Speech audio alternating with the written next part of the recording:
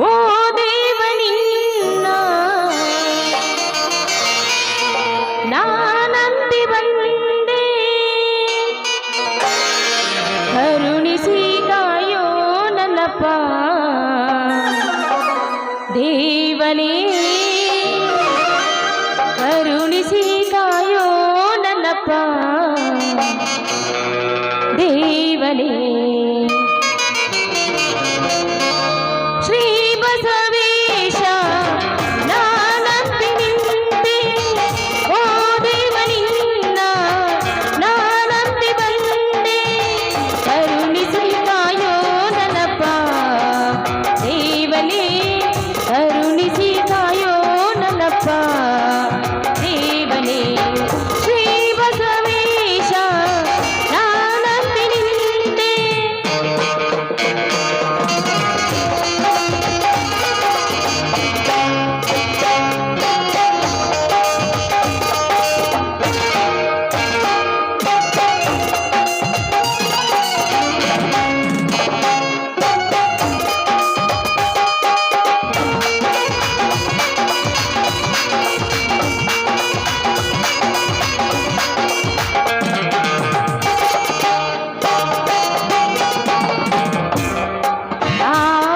ಶಿವನ ಈ ಪ್ರತಿರೂಪ ಧರೆಗೆ ಅವತರಿಸಿ ಬಂದ ದೇವನೇ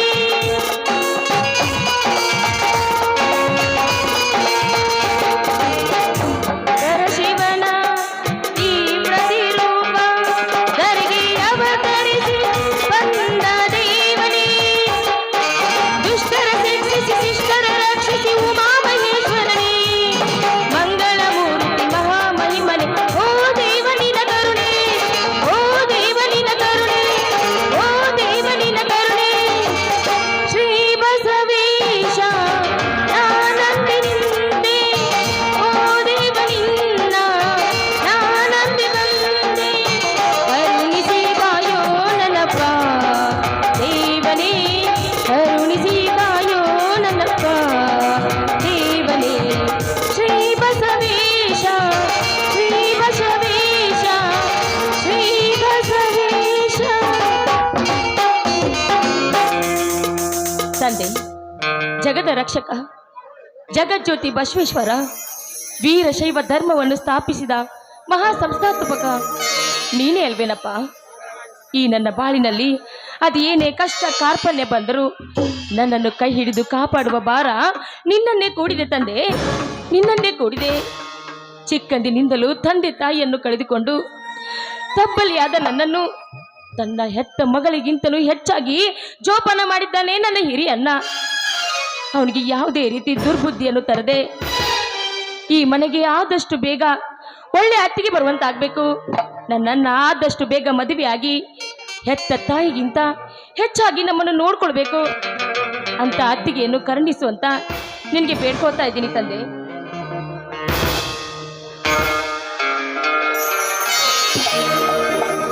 ತಂಗಿ ಇಂದೇಕಮ್ಮ ದೇವರ ಪೂಜೆ ಅಂದರೆ ಇವತ್ತು ಯಾವ ವಾರ ಅಣ್ಣ ಯಾಕಣ್ಣ ಯಾಕೆ ರೀತಿ ಮಾತಾಡ್ತಾ ಇದೀಯಾ ಇವತ್ತು ಸೋಮವಾರ ಬಸವಣ್ಣನ ಪೂಜೆ ವಾರ ದಿನವಲ್ವೇನಣ್ಣ ಅಣ್ಣ ಬಾರಣ್ಣ ಆದಷ್ಟು ಬೇಗ ನಿನಗೆ ಮದುವೆ ಆಗಲಿ ಒಳ್ಳೆ ಅತ್ತಿಗೆ ಈಗ ಮನೆಗೆ ಬರಲಿ ಅಂತ ಆ ದೇವ್ರ ಹತ್ರ ಬೇಡ್ಕೊಂಡು ನಿನಗೆ ಕುಂಕುಮ ಹಚ್ಚಿ ಅಕ್ಷತೆ ಹಾಕ್ತೇನೆ ಆಯ್ತಮ್ಮ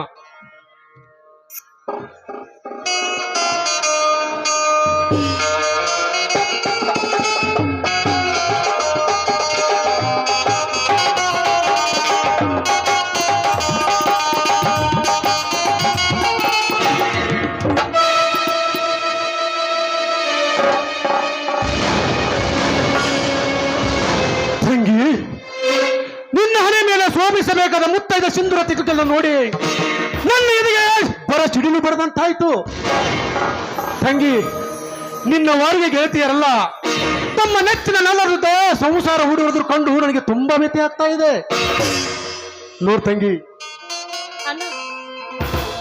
ನೀನು 8 ವರ್ಷದವಳಿದ್ದಾಗ ತಾಯಿಯ ಕಾಲ ಮರಣಕ್ಕೆ ತುತ್ತಾದಳು ತಾಯಿಯವರ ಚಿಂತೆಯಲ್ಲೇ ತಂದೆಯವರು ಹಾಸಿಗೆ ಹಿಡಿದು ನರಳಿ ಮರು ವರ್ಷವೇ ಶಿವನ ಸಾನ್ನಿಧ್ಯ ಸೇರಿದರು. ಅಂದಿನಿಂದ ಇಂದಿನವರೆಗೆ ನಿನ್ನ ಸೋಮಶೇಖರನನ್ನು ಕಷ್ಟಪಟ್ಟು ಜೋಪಾನ ಮಾಡ್ತಾ ಬಂದೆ. ಆದರೆ ನಾನೊಂದು ಬಗೆದರೆ ದೈವ ಒಂದು ಬಗೆತಮ್ಮ ನಮ್ಮ ಬಾಳಿನಲ್ಲಿ.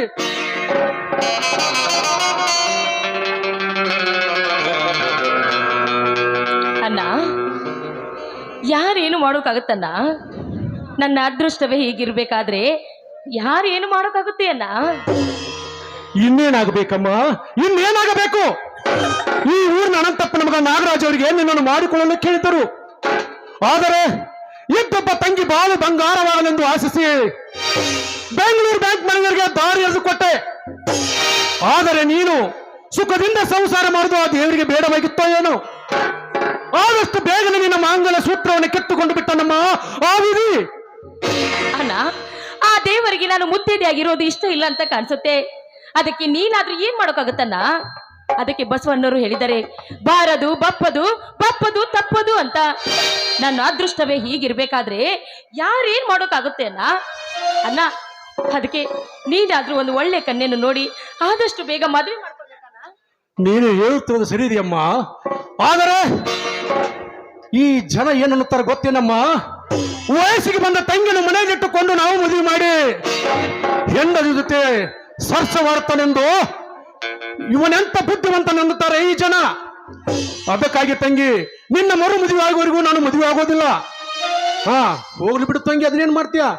ಇವತ್ತು ನಿನ್ನ ಚಿಕ್ಕನ್ನ ಸೋಮಶೇಖರ ವಿದ್ಯಾಭ್ಯಾಸ ಮುಗಿಸಿ ಇದೇ ಊರಿಗೆ BA ಪದವೀಧರನಾಗಿ ಬರ್ತಿದ್ದಾನೆ. ಅವನಿಗೆ ಏನಾದ್ರೂ ಊಟಕ್ಕೆ ಸಿಹಿ ಮಾಡ್ತೀಯಾ? ಅಣ್ಣ, ಏನನ್ನ ಹೀಗೆ ಕೇಳ್ತೀಯ? ಇವತ್ತು ಬಸವಣ್ಣನ ವಾರ, ಸೋಮವಾರ ಅಲ್ವೇನನ್ನ? ನಾನು ಯಾವಾಗ್ಲೂ ಸೋಮವಾರ ದಿನ ಸಿಹಿ ಅಡಿಗೆ ಮಾಡಿ ಇಟ್ಟಿರ್ತೀನಿ. ಬರ್ಲಿ ಅಣ್ಣ, ನಾನು ನನಗೋಸ್ಕರ ಸಿಹಿ ಆದ ಅಡಿಗೆನೆ ಬಡಿಸ್ತೇನೆ. ನೀನು ನನ್ನ ಬಂಗಾರದಂತ ತಂಗಿ.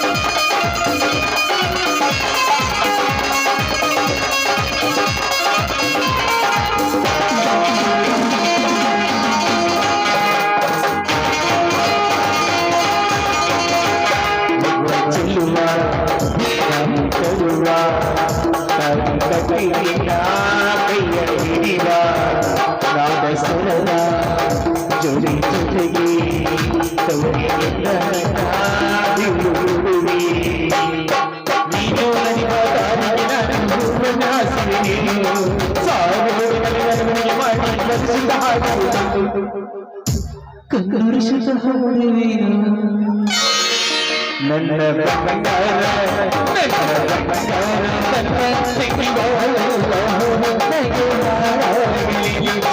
ಸಂತೋಷ ಸಂತೋಷ ದೈವ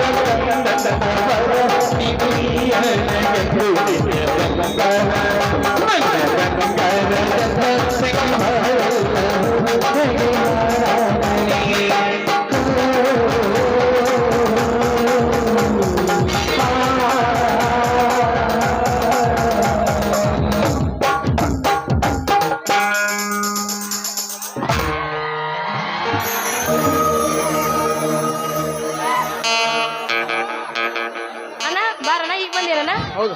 ಸೋಮು ಹೋದ ಕೆಲಸ ಹಣ್ಣು ಕಾಯೋ. ಏನು ನಿನ್ನ ಮಾತಿನ ಅರ್ಥ?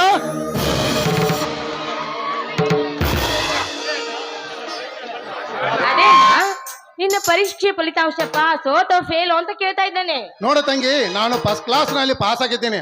ಸ್ವೀಟು ಹಂಚಿ ಆಶೀರ್ವಾದ ಪಡೆದುಕೊಂಡು ಹೋಗಲು ಬಂದಿದ್ದೇನೆ.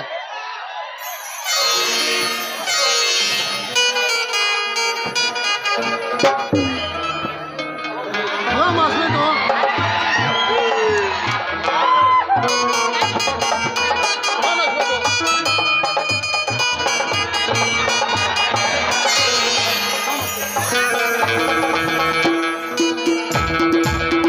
ಅಣ್ಣ ಇದೇನಣ್ಣ ಬರೀ ಸ್ವೀಟ್ ಇಷ್ಟೇ ಅನ್ಸ್ತಿ ಏನು?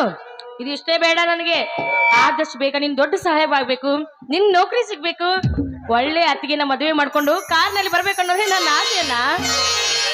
ಅದೇ ಕಮ್ಮ, ಅಣ್ಣನ ಮದುವೆ ಆಗಿ ಅತ್ತಿಗೆ ಮನೆಗೆ ಬಂದು ಮಂಗಳ ಗೌರಿ ಅಂತೆ ಮನೆ ಬೆಳಗುವ ಮುದ್ದಾದ ಮಕ್ಕಳನ್ನ ಎತ್ತು ನಂತರ ನನ್ನ ಮದುವೆ. ನಿನಗೊಂದು ಒಳ್ಳೆಯವರ ಹುಡುಕಿ ಮದುವೆ ಮಾಡಬೇಕು. ನೀನೇ ಒಂದು ಹೆಣ್ಣು ಎತ್ತಕೊಡಮ್ಮ ನನಗೆ.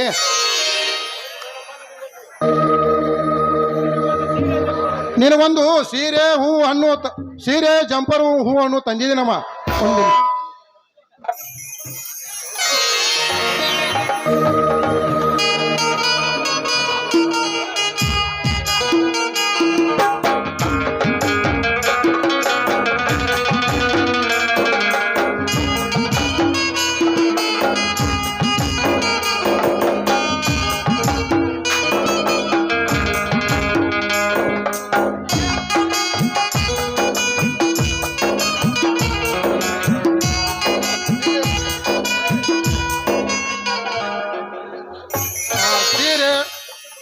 ಸೀರೆ ಉಟ್ಟುಕೊಂಡು ನಾನು ಪಾಸಾದ ಸುದ್ದಿಯನ್ನು ನಿನ್ನ ಗೆಳತಿಯರಿಗೆ ತಿಳಿಸಿ ಸ್ವೀಟ್ ಹಂಚಿ ಬಾರಮ್ಮ. ಅಣ್ಣ ಈ ನಿನ್ನ ತಂಗಿ ಕುಂಕುಮ ಹಚ್ಚುವಂತಿಲ್ಲ, ಬಳೆ ತೊಡುವಂತಿಲ್ಲ, ಹೊಸ ಸೀರೆಯನ್ನು ಉಟ್ಕೊಂಡು ವಾರಿಗೆ ಜೊತೆ ನಿಂತು ಮಾತನಾಡುವಂತಿಲ್ಲಣ್ಣ. ಯಾಕಂದ್ರೆ ಈ ನಿನ್ನ ತಂಗಿ ವಿಧಿವೆಯನ್ನ ವಿಧಿವೆ. ವಾರಿಗೆ ಜೊತೆ ಮಾತನಾಡ್ಬೇಕಂದ್ರೆ ಇವಳು ಮದುವೆ ಆದ ತಕ್ಷಣ ಗಂಡನನ್ನೇ ನುಂಗಿಕೊಂಡವಳು ಹೆಮ್ಮಾರಿ ಅಂತ ಜನರು ನನ್ನನ್ನು ಜರೆದು ಮಾತಾಡ್ತಾರನ್ನ, ಜರೆದು ಮಾತಾಡ್ತಾರೆ. ತಂಗಿ, ಜನರು ಏನು ಬೇಕಾದ್ರೂ ಅಂದರು ನಾವು ಅದಕ್ಕೆ ಕಿವಿ ಕೊಡಬಾರದು. ನೋಡ್ ಸೋಮಶೇಖರ, ನಿನಗೊಂದು ಒಳ್ಳೆ ನೌಕರಿ ಸಿಕ್ಕ ನಂತರ ತಂಗಿ ಒಂದು ಒಳ್ಳೆಯವರ ನೋಡಿ ಇಬ್ಬರು ಅದ್ದೂರಿಗೆ ಮದುವೆ ಮಾಡೋಣ. ಅಣ್ಣ, ನೀನು ಅಣ್ಣನಷ್ಟೇ ಅಲ್ಲ, ಸಾಕ್ಷಾತ್ ದೇವರಂತಿರುವ ನಿನ್ನ ಆಶೀರ್ವಾದ ಒಂದಿರಲ್ಲಣ್ಣ.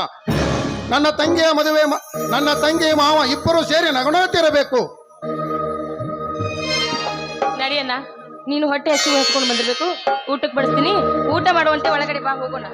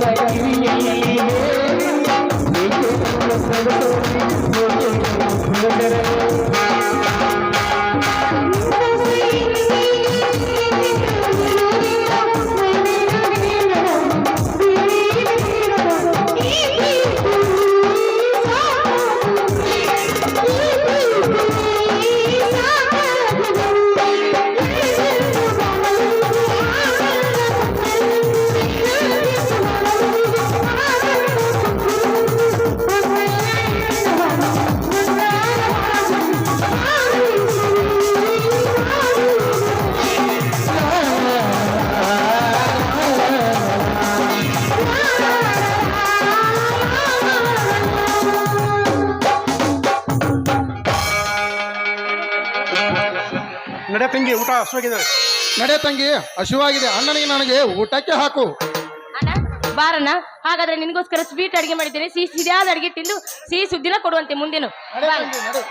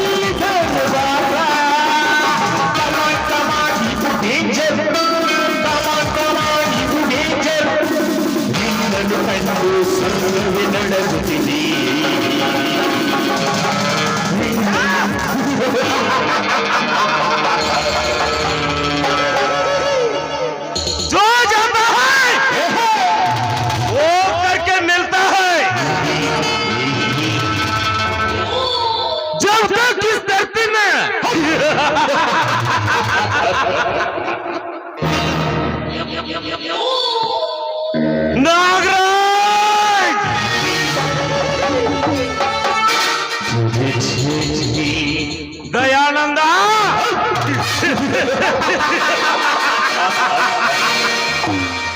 ಆಗರ್ಭ ಶ್ರೀಮಂತ ಸ್ವಚ್ಛನ ಮಗನೇ, ನಿನ್ನ ತಂಗಿಯನ್ನು ಮೊದಲು ನನಗೆ ಕೊಡುತ್ತೆ ಎಂದು ಹೇಳಿ ನನಗಾಗದವರ ಮಾತು ಕೇಳಿ ಬ್ಯಾಂಗ್ಳೂರ್ ಬ್ಯಾಂಕ್ ಮ್ಯಾನೇಜರ್ ಜಗನ್ನಾಥನಿಗೆ ದಾರಿ ಎರೆದು ಕೊಟ್ಟಿಯಲ್ಲ. ಸಮೀರ್ ಭಾರ್ಕಮುಲೆ, ಹೇಗಾಯಿತು ನಿನ್ನ ತಂಗಿಯ ಸಂಸಾರ? ಮದುವೆಯಾದ ಪ್ರಥಮ ರಾತ್ರಿಯಲ್ಲಿ ನಿನ್ನ ತಂಗಿಯ ಗಂಡ ಜಗನ್ನಾಥನನ್ನೇ ಈ ಭೂಮಿಯಿಂದ ಮೇಲೆ ಕಳಿಸಿ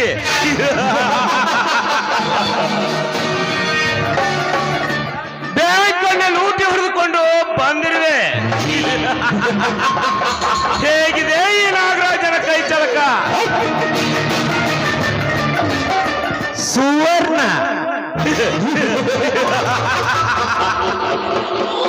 ಬಂಗಾರದಂತ ಹೆಣ್ಣು, ಹೆಣ್ಣಿಗೆ ತಕ್ಕ ರೂಪ ಅವಳ ರೂಪ ಸುಂದರಿಯರನ್ನೇ ಮನೆ ಮಾಚು ಮಾಡುವಂತಿದೆ. ಹೇಗಾದರೂ ಮಾಡಿ ಆ ಹೆಣ್ಣಿನ ಸವಿ ನಾನು ಉಣ್ಣಲೇಬೇಕು. ದಯಾನಂದನ ತಮ್ಮ ಮೈಸೂರಿನಿಂದ ಬಂದಿದ್ದಾನೆ. ಅವನನ್ನು ಭೇಟಿಯಾಗಿ ಹೇಗಾದರೂ ಮಾಡಿ ಅವನ ತಂಗಿಯ ವಿಷಯ ತೆಗೆಯುತ್ತಾನೆ. ಅವನಿಗೆ ನಿನ್ನ ತಂಗಿಯನ್ನು ಮಾಡಿಕೊಳ್ಳುತ್ತೇನೆಂದು ಹೇಳಿ ಅವಳನ್ನು ಮದುವೆ ಮಾಡಿಕೊಂಡೆ ಮರದಿನವೇ ಅವರ ಸರ್ವ ಆಸ್ತಿಯನ್ನೆಲ್ಲ ಎತ್ತಿ ಹಾಕಿ ಅಣ್ಣ ತಮ್ಮಂದಿರನ್ನು ಬೀದಿ ಬಿಕಾರಿ ಮಾಡಿ ಬೀದಿ ತಿರುಗಲು ಹಚ್ಚಿದಾಗಲೇ ನನ್ನ ಮನಸ್ಸಿಗೆ ನೆಮ್ಮದಿ. ನಾನು ನಂಬಿದರೆ ನಾಗರಾಜ, ಕಣ್ಣಿಟ್ಟರೆ ಕಾಮುಕ, ಕೆರಳಿದರೆ ಘಟ ಸರ್ಪ.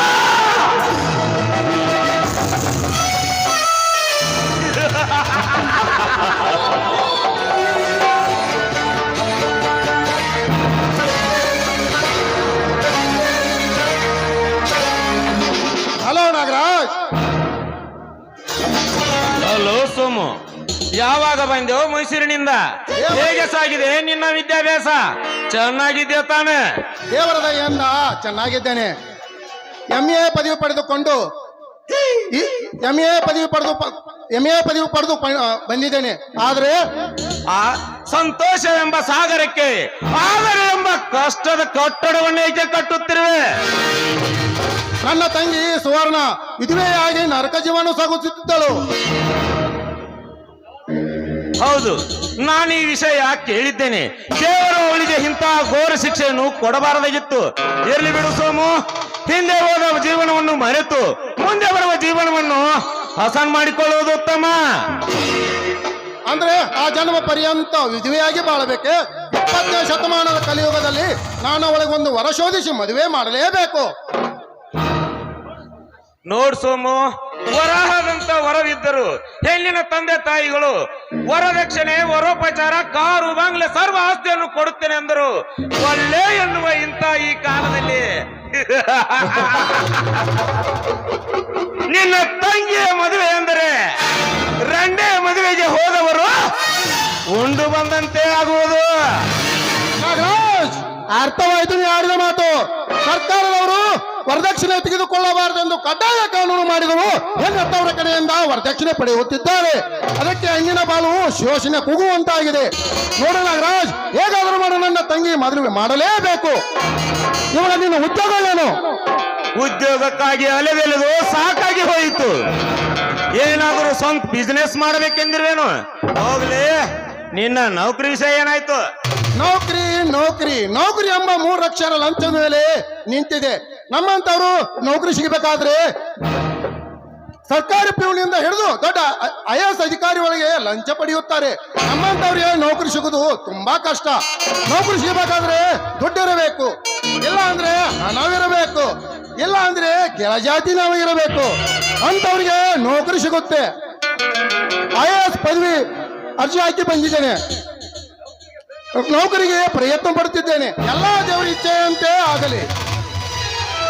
ನೋಡು ಸೋಮು, ನೀನು ಅನ್ಯತಾ ಭಾವಿಸದೇ ಇದ್ರೆ ನನ್ನದೊಂದು ಮಾತು. ನೀನು ಒಪ್ಪಿದರೆ ಮಾತ್ರ ನಿನ್ನ ತಂಗಿಯ ಮರುಮದುವೆ ಮಾಡಿಕೊಳ್ಳುತ್ತೇನೆ. ಏನಂತೀಯ? ನೋಡು ನಾಗರಾಜ್, ಮನೆಯಲ್ಲಿ ದೇವರಂತ ಹಿರಿಯಣ್ಣನಿದ್ದಾನೆ.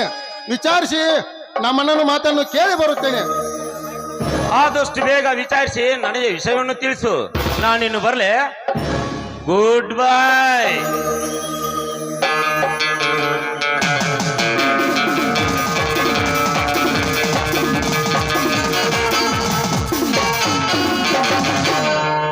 ದೇವ ಬಸವೇಶ, ಆದಷ್ಟು ಬೇಗ ನನ್ನ ತಂಗಿ ಮದುವೆ ಅಂತ ಮಾಡುವ ತಂದೆ.